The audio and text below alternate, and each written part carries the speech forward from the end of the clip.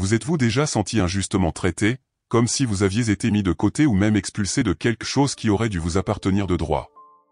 Expulsé de la maison avec sa mère Agar, Ismaël aurait pu devenir une simple note de bas de page dans l'histoire, mais ce n'est pas ce qui s'est passé. Que feriez-vous si vous étiez expulsé de votre propre maison, rejeté et abandonné? L'histoire d'Ismaël ne porte pas seulement sur le rejet, mais aussi sur la survie, la résilience et, par-dessus tout, sur la manière surprenante dont Dieu continue à agir au milieu du chaos. Vous allez découvrir que celui qui est choisi n'est pas toujours le seul à avoir un avenir brillant. Si vous pensez connaître la fin de cette histoire, vous êtes sur le point d'être surpris. L'histoire d'Ismaël commence avec la promesse que Dieu avait faite à Abraham, il serait le père d'une grande descendance. Cependant, les années passèrent, et Sarah, sa femme, demeurait stérile. Chaque année sans enfant diminuait l'espoir d'Abraham et de Sarah, jusqu'à ce que Sarah, désespérée, suggère qu'Abraham ait un enfant avec Agar, sa servante. À cette époque, c'était une pratique courante parmi les familles confrontées à la stérilité, car, grâce à une servante, l'homme pouvait avoir un héritier légitime. Le livre de la Genèse, chapitre 16, versets 1 et 2, nous montre ce moment délicat, où Sarah elle-même renonça à sa place de mère dans l'espoir que la promesse de Dieu se réaliserait d'une autre manière. Les décisions prises dans des moments de détresse, comme celle-ci, n'apportent pas toujours la paix. Sarah, cependant, regretta rapidement sa suggestion. Agar, désormais enceinte, commença à mépriser sa maîtresse. Se sentant supérieure parce qu'elle portait l'enfant d'Abraham, Agar montra clairement son dédain pour Sarah. Ce comportement accentua la douleur de Sarah, déjà fragilisée émotionnellement par sa stérilité. Le ressentiment grandit, et Sarah commença à traiter Agar durement. Le livre de la Genèse, chapitre 16, verset 4, relate le début de ce conflit, qui n'était pas seulement entre deux femmes, mais entre des émotions profondes de frustration et d'envie. Combien de fois, dans la vie, l'attitude de quelqu'un autour de nous nous pousse-t-elle à reconsidérer nos choix? Si vous appréciez ce contenu, je vous invite à aimer et à vous abonner à la chaîne, car cela permet à YouTube de diffuser ce message à plus de personnes et montre également votre soutien à notre travail. Je tiens aussi à remercier tous les abonnés, sachez que vous faites partie de cette famille. Merci beaucoup pour votre soutien. La décision d'Abraham et de Sarah de donner un coup de pouce à Dieu les plaça dans une situation compliquée. Ils croyaient qu'ils pouvaient accélérer l'accomplissement de la promesse divine en prenant la question en main, permettant à Agar de donner un fils à Abraham. Cependant, en agissant ainsi, ils ont créé des conflits qui n'existaient pas auparavant. Bien souvent, lorsque nous essayons de précipiter les plans de Dieu ou de les façonner à notre manière, nous tombons dans des pièges qui apportent douleur et confusion. Dans le cas d'Abraham, cette précipitation a engendré une division familiale qui résonnerait à travers les générations. La leçon est claire, l'impatience humaine peut compliquer ce que Dieu a déjà prévu pour notre bien. Face à une situation insoutenable, Agar décida de fuir. Elle était enceinte lorsqu'elle se retrouva sans issue, et sa seule alternative fut de se rendre dans le désert. À cette époque, le désert symbolisait un lieu de fuite et de solitude. La scène d'Agar errant seule et enceinte dans le désert est chargée d'émotions et de désespoir. Imaginez une jeune femme, loin de tous, ne sachant où aller, suivant seulement l'instinct de fuir le conflit. Il n'est pas difficile de voir cette même situation dans notre vie moderne, parfois, quand les problèmes s'accumulent, notre réaction est de fuir, même si nous savons que ce n'est pas la solution idéale. Le livre de la Genèse, chapitre 16, verset 6, souligne la dureté du traitement qui poussa Agar à cette décision. C'est dans ce moment de désespoir que quelque chose de surprenant se produisit. Dieu ne l'abandonna pas. Un ange apparut à Agar dans le désert, apportant des paroles de réconfort et une grande promesse. L'ange lui dit que son fils serait appelé Ismaël, car le Seigneur avait entendu la détresse d'Agar, Genèse, chapitre 16, verset 11. Plus encore, l'ange lui assura qu'Ismaël ne serait pas un simple garçon, mais qu'il deviendrait le père d'une grande nation. C'est ce genre d'intervention divine qui change complètement le cours d'une histoire. Combien d'entre nous, dans des moments de détresse, n'ont pas souhaité une intervention qui nous donnerait un nouveau but, tout comme cela arriva pour Agar? Quand Agar reçut la promesse de l'ange, ses paroles furent marquantes et remplies de gratitude. Elle appela le Seigneur qui lui avait parlé, « Tu es le Dieu qui me voit », car là, dans le désert, elle se rendit compte que, même au milieu de sa souffrance, Dieu observait tout. Le livre de la Genèse, chapitre 16, verset 13, rapporte cette affirmation puissante. Et, en l'honneur de cette rencontre, le lieu où Agar vécut cette expérience fut appelé Bir Laïroi, ce qui signifie le puits du vivant qui me voit, Genèse, chapitre 16, verset 14. Ce nom est un rappel que, dans les moments les plus sombres de nos vies, Dieu nous voit et prend soin de nous, même lorsque nous croyons être seuls. Avec la promesse de Dieu gravée dans son cœur, Agar trouva la force de retourner dans la maison d'Abraham. Le message qu'elle reçut dans le désert changea sa perspective, elle ne portait pas seulement un enfant ordinaire, mais quelqu'un qui jouerait un rôle important dans l'avenir. Bien qu'elle sache que Sarah continuerait à la traiter avec hostilité, Agar revint. Ce type d'obéissance et de foi est rare, mais c'est précisément ce que l'on trouve chez les personnes qui sont capables de voir le dessein plus grand derrière leur douleur. Le livre de la Genèse, chapitre 16, verset 15, nous montre qu'Ismaël naquit conformément à la parole du Seigneur, et son histoire ne faisait que commencer. Cependant, la naissance d'Ismaël compliqua encore plus la situation de cette famille déjà divisée. La tension entre Sarah et Agar ne se résoudrait pas si facilement, et ce qui semblait être la fin de l'histoire n'était que le début de nouveaux conflits.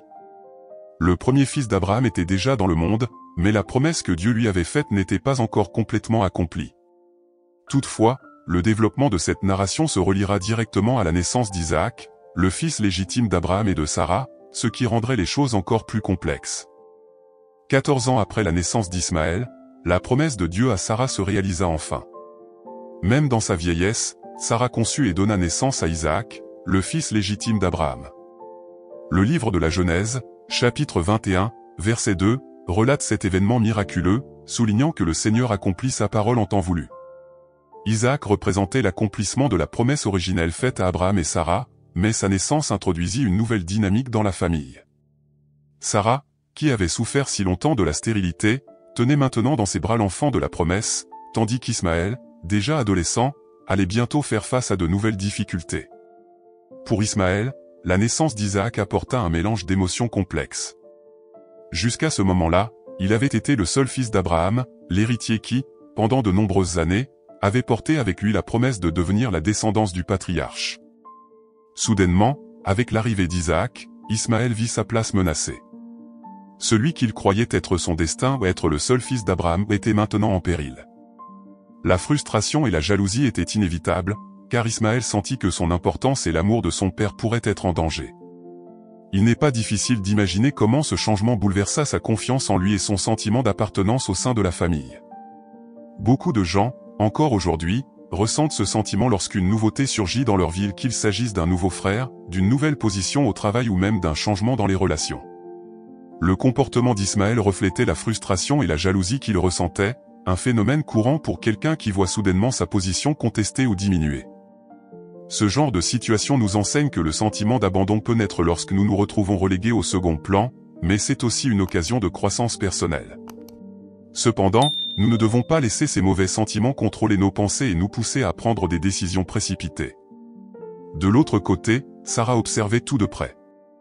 Elle avait attendu des années pour voir la promesse se réaliser et, lorsqu'elle eut enfin Isaac, toute menace à la sécurité de son fils fut perçue d'un œil critique. Quand Sarah remarqua qu'Ismaël se moquait d'Isaac, ses émotions débordèrent. Le texte biblique, dans le livre de la Genèse, chapitre 21, verset 9, révèle la réaction de Sarah, qui ne toléra pas de voir le fils de la servante se moquer de celui qui serait l'héritier légitime d'Abraham. Pour Sarah, Ismaël représentait un rappel constant de sa propre stérilité passée et, désormais, elle voyait en lui une menace pour l'avenir de son fils tant attendu. Cette tension maternelle déclencha la demande la plus difficile qu'elle fit à Abraham, l'expulsion d'Agar et d'Ismaël. Abraham était tiraillé. Ismaël était son fils, de son propre sang, et un lien émotionnel fort les unissait. Cependant, Dieu intervint pour guider Abraham. Le livre de la Genèse, chapitre 21, verset 12, raconte que Dieu dit à Abraham d'accéder à la demande de Sarah, en lui garantissant que la lignée promise viendrait par Isaac, mais qu'il prendrait aussi soin d'Ismaël et en ferait une grande nation. Cela apporta de la paix au cœur d'Abraham, bien que la séparation fût douloureuse. Dieu avait un plan pour ses deux fils, mais leur destin était différent, et cette division était nécessaire pour que les promesses divines se réalisent. Quand Abraham céda finalement à la demande de Sarah, il prépara des provisions pour Agar et Ismaël et les envoya dans le désert. Le moment de la séparation fut chargé d'émotions et d'incertitudes. Le livre de la Genèse, chapitre 21, verset 14, nous montre le point de départ d'une nouvelle aventure pour Agar et son fils, désormais seuls, confrontés aux adversités du désert. Abraham savait que ce ne serait pas facile, mais il faisait confiance à la promesse de Dieu selon laquelle Ismaël serait protégé. Cet épisode marque une transition significative dans la vie d'Abraham et dans l'histoire de ses descendants. Pour Agar, le désert représentait une fois de plus un lieu d'épreuve. Mais cette fois, elle n'était plus enceinte, et son fils avait grandi, elle se retrouva à errer en quête de subsistance et de direction. Le désespoir d'Agar atteignit son paroxysme lorsque les provisions furent épuisées et qu'elle ne savait plus comment sauver son fils. Dans un moment d'angoisse extrême, elle plaça Ismaël sous un arbuste et s'éloigna, incapable de voir son fils mourir. Genèse, chapitre 21, verset 16. Cette scène de désespoir maternel est l'une des plus poignantes de la Bible, car elle reflète la vulnérabilité humaine face aux incertitudes de la vie. Cependant, comme auparavant, Dieu ne les abandonna pas. Un ange apparut à nouveau à Agar, apportant une nouvelle promesse. Dieu entendit les pleurs d'Ismaël et réaffirma la promesse faite des années auparavant, Ismaël deviendrait une grande nation. Le livre de la Genèse, chapitre 21, verset 18, décrit ce moment de renouveau et d'espoir. Dieu ouvrit les yeux d'Agar, et elle aperçut un puits d'eau dans le désert, ce qui sauva leur vie. Une fois de plus, le désert, qui semblait être un lieu de mort, devint un lieu de provision et de vie. Cet événement renforce l'idée que, même dans les moments de plus grand désespoir, Dieu pourvoit toujours. Le désert, pour Agar, représentait non seulement un lieu physique de désolation, mais aussi un reflet de l'état émotionnel par lequel beaucoup d'entre nous passons en temps de crise. Le désert de la vie peut se manifester sous différentes formes lorsque nous faisons face à des pertes, des rejets ou que nous nous sentons sans issue. Tout comme Agar, nous pouvons nous sentir abandonnés ou sans direction, mais ce que son histoire nous enseigne, c'est que ces moments ne sont pas la fin. Ils peuvent être des terrains d'apprentissage, de renouveau de force et, surtout, de retrouvailles avec la foi. Le désert peut, certes, être difficile, mais il est aussi l'endroit où nous trouvons la provision divine, comme le puits qu'Agar a vu. Ismaël, après la séparation douloureuse d'avec son père Abraham, commença à tracer un nouveau chemin aux côtés de sa mère, Agar. Le désert, qui semblait être un lieu de mort, devint son foyer et le théâtre de sa formation. Ismaël grandit en affrontant les adversités du désert, mais ces difficultés forgèrent son caractère et le préparèrent à son destin. Le livre de la Genèse, chapitre 21, verset 20, nous dit que Dieu était avec le jeune Ismaël tandis qu'il grandissait dans le désert de Paran, développant des compétences essentielles à sa survie. L'environnement inhospitalier du désert, qui pour beaucoup serait un obstacle, devint le terrain d'entraînement d'Ismaël. Le désert ne lui apprit pas seulement à survivre, mais aussi à prospérer. Ismaël devint un archer habile, un symbole d'autosuffisance et de résilience. Dans un environnement où les ressources étaient rares, il apprit à tirer le meilleur parti de ce qu'il avait, une leçon que nous pouvons tous appliquer à nos propres vies. Lorsque les circonstances sont défavorables, ce qui compte le plus, c'est la capacité d'adaptation et de dépassement, des qualités qu'Ismaël développa pleinement. Ainsi, il ne devint pas seulement un survivant, mais quelqu'un capable de diriger et de bâtir une lignée forte, même dans les conditions les plus difficiles. À mesure qu'Ismaël grandissait, son destin commençait à se révéler. Agar, en tant que mère, le guida et le prépara pour le rôle qu'il jouerait à l'avenir. Le livre de la Genèse, chapitre 21, verset 21, mentionne qu'Ismaël épousa une Égyptienne, ce qui marqua le début de la construction de sa propre famille et de sa descendance. Bien qu'il fût séparé de son père et de la lignée d'Isaac, Ismaël entama sa propre aventure, destinée à accomplir la promesse de Dieu selon laquelle il deviendrait le père d'une grande nation.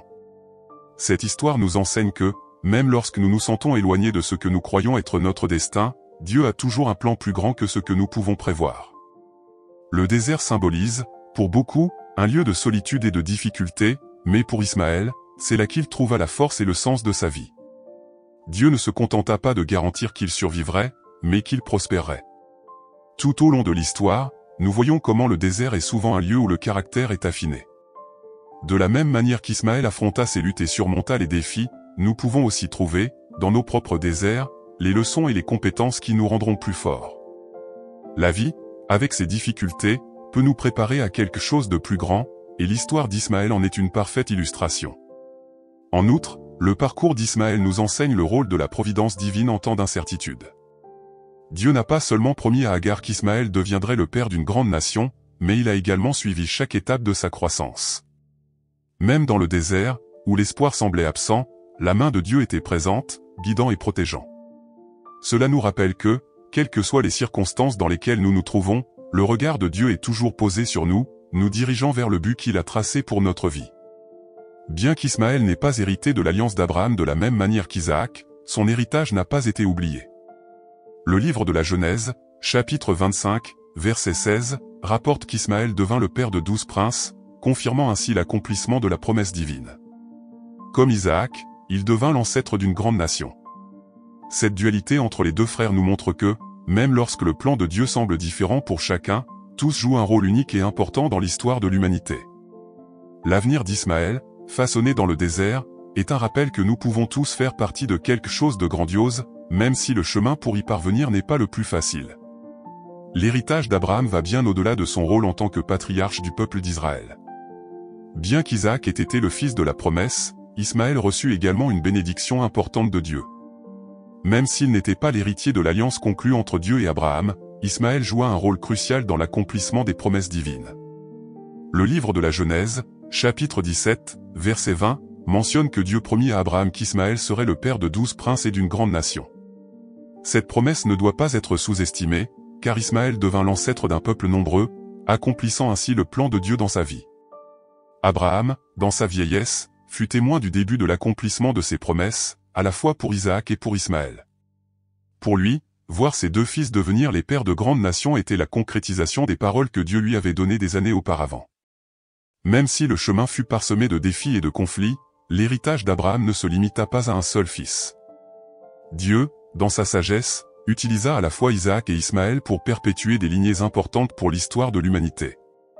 Cela nous enseigne que le plan de Dieu est toujours plus grand que notre compréhension limitée et que, même au milieu des séparations, le dessein divin prévaut. La relation entre les deux frères et leurs descendants est le reflet de la dualité présente dans l'héritage d'Abraham. Ismaël et Isaac suivirent des chemins différents, mais tous deux furent importants dans la formation de nations qui perdurent jusqu'à aujourd'hui. La promesse de Dieu à Ismaël, selon laquelle il serait le père de 12 princes, résonne dans le livre de la Genèse, chapitre 25, verset 16, où l'on voit les descendants d'Ismaël devenir les chefs de tribus puissantes. L'héritage d'Abraham ne se limite donc pas à la promesse de la terre promise à travers Isaac, mais s'étend également à la descendance d'Ismaël, qui occupa une place importante dans l'histoire. Abraham, en tant que père de nombreuses nations, vit ses promesses se dérouler de diverses manières. Sa vie et ses choix influencèrent non seulement ses descendants immédiats, mais aussi le cours de l'histoire à une échelle globale. Même s'il dut faire face à la difficulté d'expulser Agar et Ismaël, son amour pour Ismaël ne fut jamais remis en question. Cela nous montre que, parfois, nous sommes amenés à prendre des décisions difficiles, mais cela ne signifie pas que nous abandonnons ceux que nous aimons. Abraham fit confiance au plan de Dieu, sachant que, même séparé d'Ismaël, Dieu accomplirait ses promesses pour ses deux fils. L'héritage d'Abraham est aussi une leçon de confiance et d'obéissance. Il suivit les instructions de Dieu, même lorsque cela signifiait renoncer à son premier fils. Dans de nombreuses situations, nous sommes mis au défi de placer notre confiance en quelque chose de plus grand que nous-mêmes, et l'histoire d'Abraham nous enseigne que l'obéissance à la volonté de Dieu, bien que difficile, apporte des bénédictions inattendues. Abraham ne pouvait pas prévoir l'impact que ses fils auraient sur le monde, mais il savait que Dieu était aux commandes, et cela lui donna le courage nécessaire pour avancer, même dans les incertitudes. Tandis qu'Ismaël suivait son propre chemin et devenait l'ancêtre de grandes nations, la promesse de Dieu continuait à s'accomplir pour ses deux fils. L'héritage d'Abraham transcende donc une seule lignée de descendance, s'étendant pour englober toute l'humanité. Isaac et Ismaël portaient tous deux l'impact de leur père, et l'histoire de chacun fait partie du plan plus vaste de Dieu. Ce qui allait se révéler par la suite pour chacun d'eux en dirait encore plus sur le dessein divin et sur le rôle que chacun jouerait dans l'histoire des nations. Ismaël occupe une place significative dans l'histoire biblique, bien que sa lignée n'ait pas été choisie pour poursuivre l'alliance de Dieu avec Abraham. Néanmoins, son impact et son héritage sont profonds. La Bible mentionne Ismaël comme une figure importante, notamment lors de moments de transition et de rencontres cruciales. Un exemple en est sa présence lors des funérailles d'Abraham, dans le livre de la Genèse, chapitre 25, verset 9, où Ismaël et Isaac se retrouvent pour enterrer leur père. Ce moment montre que, malgré les séparations et les tensions familiales, les liens de sang et le respect les connectaient encore d'une certaine manière. Le retour d'Ismaël pour cet acte final d'honneur envers Abraham nous invite à réfléchir sur l'importance des réconciliations, même lorsque les chemins semblent s'être éloignés. La présence d'Ismaël dans le texte biblique est un rappel constant que Dieu n'oublie pas les promesses faites. Même si l'alliance devait se poursuivre à travers Isaac, Dieu fit en sorte d'honorer Ismaël, comme promis à Agar dans le désert. Il devint le père de 12 princes, et ses descendants se répandirent à travers le Moyen-Orient, accomplissant ainsi la promesse qu'il serait l'ancêtre d'une grande nation. Ismaël occupe donc une place fondamentale non seulement dans l'histoire biblique, mais aussi dans les traditions et récits entourant le peuple arabe. Sa figure est un rappel que les plans de Dieu s'étendent bien au-delà des frontières que nous, en tant qu'humains, établissons souvent. Il est intéressant de noter qu'Ismaël n'apparaît pas seulement comme un personnage isolé, mais comme un ancêtre de nations qui ont encore aujourd'hui une grande pertinence. Selon les traditions bibliques et historiques, de nombreux peuples arabes sont considérés comme descendants d'Ismaël. Des nations comme l'Arabie Saoudite, la Jordanie et les Émirats Arabes Unis figurent parmi celles qui partagent cette lignée. L'importance de ces nations dans le monde moderne est indéniable, notamment dans le contexte économique et politique mondial. L'Arabie Saoudite, par exemple, est l'un des plus grands exportateurs de pétrole au monde, jouant un rôle crucial dans l'économie mondiale. Les Émirats Arabes Unis, avec leur influence commerciale et technologique, se distinguent comme des centres d'innovation. L'impact de ces pays sur la scène mondiale reflète la continuité de l'héritage d'Ismaël, montrant que, malgré les barrières du temps, sa descendance reste influente jusqu'à nos jours. De plus, le rôle d'Ismaël dans l'histoire transcende les frontières religieuses. Bien qu'il occupe une place importante dans le récit biblique, il est également une figure centrale dans d'autres traditions, comme l'islam. Dans bon nombre de ces traditions, Ismaël est considéré comme l'ancêtre direct des tribus arabes, ce qui consolide son importance dans plusieurs cultures. Cela nous montre que, malgré les divisions religieuses ou ethniques, les personnages bibliques connectent souvent différents peuples et traditions de manière inattendue. L'impact d'Ismaël va donc au-delà de la narration judéo-chrétienne, ouvrant des portes pour des dialogues et des compréhensions entre différentes cultures et religions. Ismaël joue également un rôle important dans la compréhension de la manière dont Dieu gère les complexités familiales. La relation entre Ismaël et Isaac est l'une des plus tendues dans la Bible, mais aussi l'une des plus humaines. La jalousie, la compétition et la séparation éventuelle entre les frères reflètent des dynamiques familiales communes. Pourtant, Dieu, dans sa souveraineté, continue de travailler au milieu de ces tensions, montrant que, même dans les familles les plus divisées, il y a de la place pour la rédemption et un dessein. Ismaël et Isaac, bien que sur des chemins différents, font partie d'un plan divin plus vaste, ce qui nous rappelle que nos propres conflits familiaux peuvent avoir des répercussions que nous ne pouvons pas prévoir. La place d'Ismaël dans l'histoire n'est donc pas simplement un détail ou une note de bas de page. Il est une partie essentielle de la narration biblique et de la promesse de Dieu à Abraham. Son héritage demeure vivant, non seulement dans les pages de la Bible, mais aussi dans l'histoire réelle des peuples issus de sa lignée. Tout comme Ismaël n'a pas été oublié par Dieu, nous sommes rappelés que le dessein divin s'étend à tous, même à ceux qui, parfois, semblent être en marge de l'histoire principale. Ce qui suivra avec les générations d'Isaac et d'Ismaël révélera encore plus la profondeur des plans de Dieu. Maintenant que vous connaissez l'histoire d'Ismaël, il est impossible de ne pas réfléchir aux leçons qu'elle nous laisse. Sommes-nous prêts à appliquer ce que nous avons appris dans nos propres vies? Réfléchissez bien, combien de fois vous êtes-vous déjà senti exclu, comme si votre rôle était moins important que celui des autres? Ismaël nous enseigne que, même lorsque nous sommes mis de côté, Dieu a encore un grand dessein pour nous. Que ferez-vous de cette vérité à partir de maintenant? Continuerez-vous à vous voir comme quelqu'un à la marge ou embrasserez-vous votre potentiel, sachant que votre histoire peut changer à tout moment? S'il y a une chose que ce parcours nous montre, c'est que la vie ne se termine pas dans le désert. Les plus grands défis peuvent devenir les plus grandes opportunités de transformation. Et la question qui reste est, êtes-vous prêts, à affronter vos déserts et à trouver le dessein de Dieu au milieu des difficultés? Ne vous limitez pas à ce que les autres attendent de vous.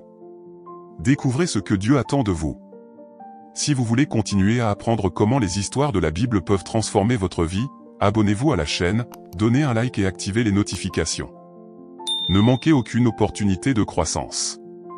Que Dieu vous bénisse et à la prochaine.